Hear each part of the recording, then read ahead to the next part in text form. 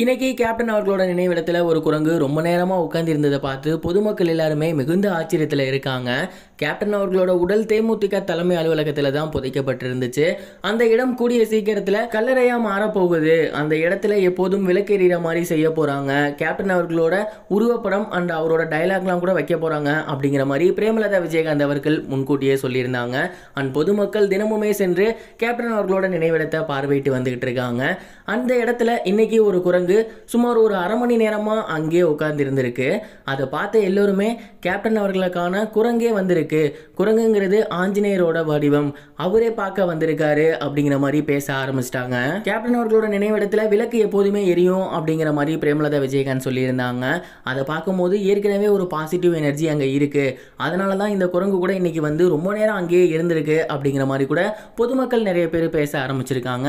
அதுக்கப்புறம் அந்த குரங்கை போட்டோ எடுக்கிறது, பக்கத்தில் போய் பார்க்கறதுன்னு அங்கேருந்து பொதுமக்கள் ஒரு சில விஷயங்கள் செய்ய அந்த குரங்கு அங்கேருந்து பக்கத்தில் இருந்த மரத்துக்கு ஏறிடுச்சு.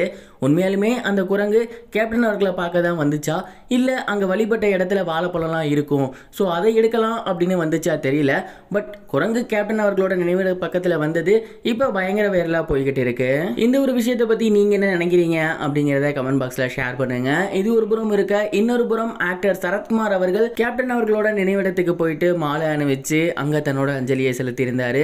மேலும் சாலி கிராமத்தில் உள்ள அவரோட வீட்டுக்கு போயிட்டு பிரேமலதா விஜயகாந்த் அவர்களை பார்த்ததோட மட்டுமல்லாமல் அங்கிருந்து அவங்களோட 2 பையனுக்குமே தன்னோட கண்டோலன்ஸை ஷேர் பண்ணி ஆறுதல் சொல்லியிருந்தாரு. மேலும் அவர் என்ன சொன்னார்னா, கேப்டன் அவர்கள் இறந்தபோது நான் வெளிநாட்டில் இருந்தேன், அதனால தான் வந்த உடனே அவரை முதல்ல பார்க்குறேன். நானும் விஜயகாந்த் சாரும் கிட்டத்தட்ட 5 படங்களில் ஒர்க் பண்ணியிருக்கோம். ஆரம்ப காலகட்டத்தில் எனக்கு நிறைய ஹெல்ப் பண்ணியிருக்காரு, ரொம்பவே ஒரு நல்ல மனிதர், அரசியலிலும் சினிமாவிலும் தவிர்க்க முடியாத ஒருவராக இருந்தார் அப்படின்னு ரொம்பவே எமோஷனலாக பேசியிருந்தாரு. இதுவரைக்கும் கனெக்டிங் டிவிக்கு சப்ஸ்கிரைப் பண்ணனா மறக்காம சப்ஸ்கிரைப் பண்ணிக்கங்க. உடனடி அப்டேட்ஸ் பெறுவதற்கு நோட்டிஃபிகேஷன் பெல்லையும் கிளிக் பண்ணிக்கங்க.